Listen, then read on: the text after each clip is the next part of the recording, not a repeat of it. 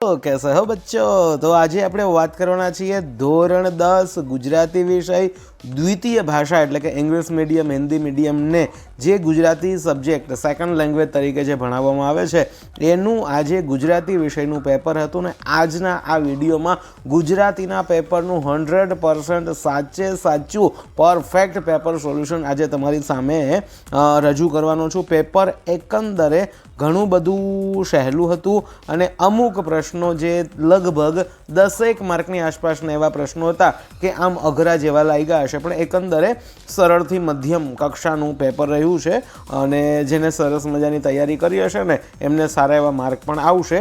એકંદરે સાવ સહેલું તો ન કહી શકાય, પણ મધ્યમથી સહેલા તરફનું પેપર હતું અને અમુક પ્રશ્નો થોડાક અઘરા પણ હશે, તમને લાગ્યા હશે। આપણે સૌથી પહેલાં વિભાગ એ ગદ્ય વિભાગ છે તો એની આપણે ચર્ચા કરીએ કે ગદ્ય વિભાગની અંદર સૌથી પહેલાં આપણને ખબર છે જોડકા પૂછવામાં આવે છે। તો જોડકા કેવા છે? તો શરણાઈના સૂર, એની સામે સાહિત્ય પ્રકાર તમારે શરણાઈના સૂરની સામે આવે ટૂંકી વાર્તા, સૂરજ તો બધે જ સરખો એ એક આપણો સરસ મજાનો હાસ્ય નિબંધ છે, જેઠીબાઈ એ આવશે લોકકથા। તો આશા છે કે આ લગભગ તમને આવડી ગયું હશે। નેક્સ્ટ આપણે આગળ જઈએ તો ખાલી જગ્યાવાળા પ્રશ્નો છે।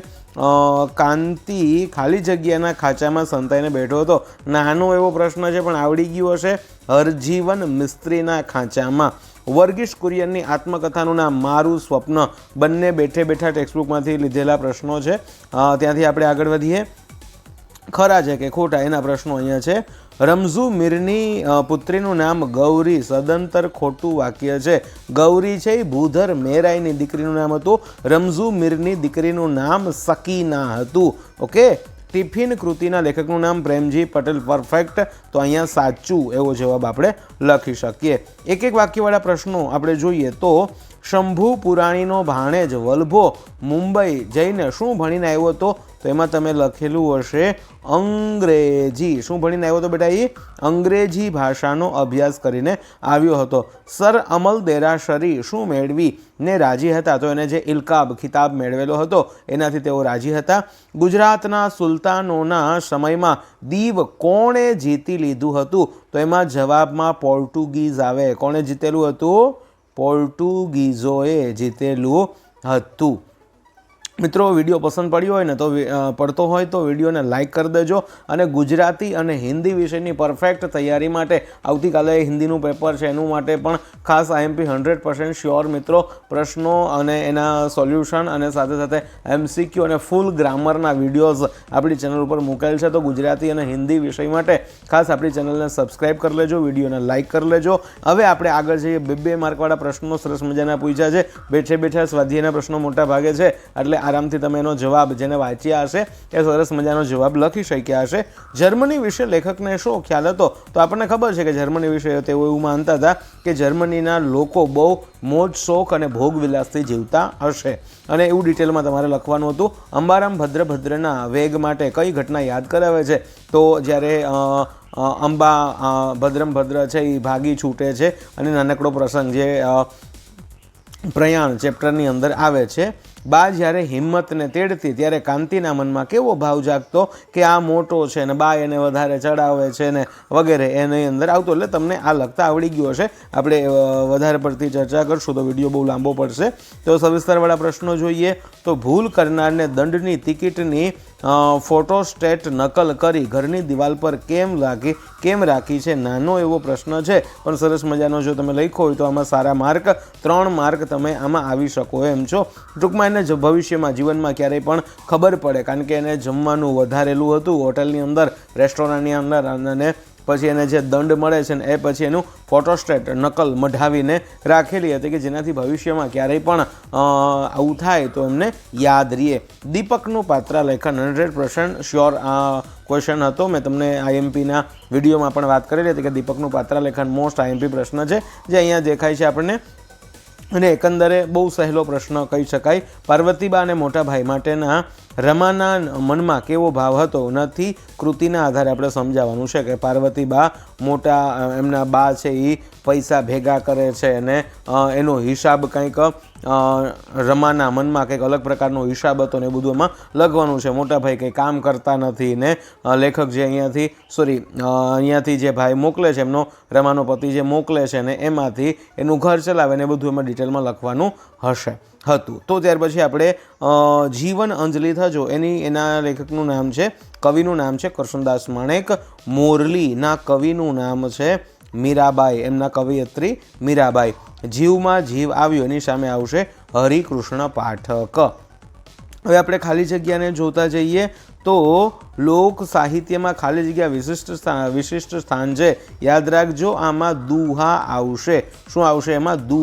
દુહા લોક સાહિત્યનું એક વિશિષ્ટ સ્થાન ધરાવે છે. સુશોભનથી ખાલી જગ્યા પ્રસન્ન થાય, બધાને આવડી ગયું હશે દીવાન ખાનું. આ દુહામાં ઘણા વિદ્યાર્થીઓ ભૂલ કરી ગયા હશે. 2-3 પ્રશ્નો આવા પૂછ્યા છે એમણે કે જો થોડાક અટપટા આપણને લાગ્યા હશે. આપેલા વાક્યમાંથી વિધાનો ખરા છે કે ખોટા એ તમારે જોવાનું છે. મોરલી કાવ્ય મીરાના શ્રેષ્ઠ પદમાંથી લેવામાં આવ્યું છે. આ ખોટું વાક્ય છે, એમાં સંદર્ભ દર્શાવ્યો નથી. હાથ મેળવીએ કાવ્યમાં કવિ અજાણી વ્યક્તિ સાથે હાથ માંગે છે, આ સાચો જવાબ છે. ટૂંકમાં ખરું વાક્ય છે એટલે એમાં ખરુંની સાઇન કરવાની હતી. હાઈકુને સત્રાક્ષર, અદ્ભુત અને અટપટો પ્રશ્ન પૂછ્યો છે. હાઈકુને સત્રાક્ષર કૃતિ શું કામ કહે છે? તો આપણને ખબર છે. તમે શું આમાં લખવું ને એ તમને સમજાવી દો. આમાં શું લખવાનું હતું? હાઈકુમાં 5 + 7 + 5 એવી રીતે કુલ 17 અક્ષર હોવાના કારણે 5 + 7 + 5 એવી રીતે કુલ 17 અક્ષરનો કાવ્ય પ્રકાર હોવાના કારણે તેને સત્રાક્ષર કૃતિ કહેવામાં આવે છે. તે બેસે અહીં કાવ્યમાં કવિ કેવી રીતે આપેલ દાનને ઉત્તમ દાન માને છે? તો એમાં જવાબ આવશે ગુપ્ત દાનને. કોઈને ખબર ન પડે એવી રીતે ગુપ્તતાથી આપેલ દાનને શ્રેષ્ઠ દાન કહે છે. જીવમાં જીવ આવ્યો એટલે ભય જતા સ્થિરતા અનુભવવી. ટૂંકમાં એક પ્રકારનો ડર હોય, ભય હોય એ જતો રહે અને પછી જે શાંતિ મળે, જે આનંદ મળે એને કહેવાય જીવમાં જીવ આવ્યો. ભય જતા સ્થિરતા અનુભવવી. આ મોસ્ટ આઈએમપી આટલું લખેલું હોવું જોઈએ, ભય જતા સ્થિરતા અનુભવવી. ત્યાર પછી નીચેલા પ્રશ્નોના 2-3 વાક્યમાં આપણે ઉત્તર લખવાના છે. મોરલીના સાદની ગોપીના મન પર કેવી અસર થાય છે? પછી પહેલાં મુક્તકમાં અમને નાખો આગમાં ને આગને પણ ફેરવીશું બાગમાં. એની અંદર યુવાનીનો જુસ્સો આમ ટૂંકમાં જે પ્રકારે મોટિવેશન એની અંદર આપેલું છે એને ડિટેલમાં આપણે લખવાનું હતું. સોનેટ કાવ્ય પ્રકારની વિશેષતા, અદ્ભુત, અટપટો, વિચિત્ર પ્રકારનો પ્રશ્ન છે. સોનેટ કાવ્યના પ્રકારની વિશેષતા, એનાથી આપણે સમજી શકીએ કે કાવ્યના પ્રકારો વિશે પણ આ ડિટેલમાં પૂછેલું છે. કદાચ આનો જવાબ મોટા ભાગે સ્કીપ કર્યો હશે, એટલે કે અથવામાં કાઢી નાખ્યો હશે, પણ સમજાવી દો એમાં શું લખવાનું હોય. સોનેટ કાવ્યના પ્રકારની વિશેષતા, તો સોનેટમાં કુલ 14 પંક્તિમાં લખાય છે. સોનેટ છંદબદ્ધ લખાય છે. સોનેટ હંમેશા છંદમાં જ લખવામાં આવે છે, છંદ વગર સોનેટ ન લખાય. અને સોનેટની અંતિમ 2 પંક્તિની અંદર કાવ્યનો હાર્દ રહેલો છે. ટૂંકમાં એક ચિત્ર, એક વર્ણન, અને એમાં સોનેટની એક બીજી વિશેષતા એ પણ હોય છે કે એમાં ભાવ ધીરે ધીરે વધતા હોય છે. દર 4 પંક્તિએ એમાં ભાવમાં વધારો થાય છે. 14 પંક્તિમાં આવી રીતે કોઈ ઉત્તમ ભાવ દર્શાવતું કાવ્ય સોનેટમાં લખાય છે. છંદબદ્ધ રીતે ગેયતા સાથે છંદબદ્ધ રીતે ગેયતા સાથે સોનેટની રચના થાય છે. એક વિશેષ અને મહત્વનો બક ઠાકોર દ્વારા ગુજરાતી ભાષામાં આની શરૂઆત થયેલી હતી. પણ આટલી ડિટેલ તમારી પાસે કદાચ ન હોય, અથવા તો જો ક્લાસની અંદર ભણેલા હોય વ્યવસ્થિત રીતે, તો આવું તમને ખબર હશે. ત્યાર પછી સવિસ્તરવાળા પ્રશ્નો આપણે જોઈએ તો દીવાનખાનામાં કૃતિમાં વસ્તુઓ ગોઠવાઈ શકે છે, મન ગોઠવાતું નથી. તે વેદના, તે કવિયત્રીની જે વેદના છે એ આપણે વર્ણવવાની છે. આવડી ગયું હશે તમને. જીવમાં જીવ આવ્યો કાવ્યનો ભાવાર્થ. ઘણો જ સહેલો આ પ્રશ્ન છે. જીવમાં જીવ આવ્યો, નાનો એવો પ્રશ્ન, જવાબ આપવાનો બનશે. માણસની સભાપાત્રની યોગ્યતા, તે બેસે અહીં ગઝલના આધારે સમજાવો. કેવો માણસ યોગ્ય છે, જેણે દાન આપ્યું હોય. પછી જે માણસ પોતાની જાતને, પોતાના સ્વ જાતને શોધવા માટે પોતાની અંદર ઝાંકે છે, પોતાની અંદર જે સ્વ વિચાર કરે છે, એવા માણસને તે સજ્જન માણસોની સભામાં બેસવા લાયક છે. ટૂંકમાં એ આખી ગઝલની અંદર કેવો માણસ, સજ્જન માણસની આખી લાયકાત આપેલી છે. હવે આપણો જેની તમે કદાચ રાહ જોતા હશો ને, એ આપણો વ્યાકરણ વિભાગ જોતા જઈએ. મિત્રતાનો સમાનાર્થી થશે વયસ્ય ભાવ. ત્યાર પછીનો પ્રશ્ન છે નીચેનામાંથી કયું જોડકું ઉચિત નથી? રસોડું પાઠશાળા સમાનાર્થી નથી, આ બેને કાંઈ અર્થ જ નથી, એટલે આ એ સાચો છે. શલ્ય અને શૂળ પ્રતિકૃતિ નકલ એ બે તો કોપી ટુ કોપી સેમ સમાનાર્થી છે. પછી દયાળુનો સમાનાર્થી થાય વિરુદ્ધાર્થી નિષ્ઠુર થાય. ત્યાર પછી છે નીચેનામાંથી કયું વિરુદ્ધાર્થી શબ્દ જોડકા આપ્યા છે તેમાંથી કયું જોડકું ઉચિત નથી એવું પૂછ્યું છે. નિર્બળ સબળ આ ઉચિત છે. સ્વાર્થ અને પરમાર્થ આ પણ ઉચિત છે. ઉદ્ધારક ને નિરર્થક આ ઉચિત જોડકું નથી, એટલે આપણો જવાબ સી છે એ પરફેક્ટ જવાબ બનશે. ત્યાર પછી નીચેનામાંથી કઈ જોડણી સાચી પૂછી છે, એટલે એમાં ગીરદીની જોડણી છે તો એમાં સી છે. ગીરદી પહેલું ખોટું છે, બીજું ખોટું છે. આ ગીરદી આવી રીતે ગીરદી લખાય છે, સી એનો રાઈટ આન્સર બનશે. પુત્રી વડાવીને ખાલી જગ્યા ભારે હૈયે ઘર તરફ ફર્યા, તો એની અંદર આવશે કુટુંબીઓ. હવે કુટુંબીઓ કઈ રીતે લખાય તો એમાં એ છે એ સાચો જવાબ છે. કુ અને ટુ બંને રસ્વ આવે, ટુ ઉપર અનુસ્વાર આવે. ઓકે, નીચે આપણે જઈએ. પાવક, સરસ મજાની સંધિ પૂછેલી છે. પો પ્લસ અક ઇક્વલ ટુ પાવક ટેક્સ્ટબુકમાં આપેલું છે અને સંધિ તમે ભણેલી હોય તો એમાં પણ ડિટેલમાં સમજાવેલું જ હશે તમને.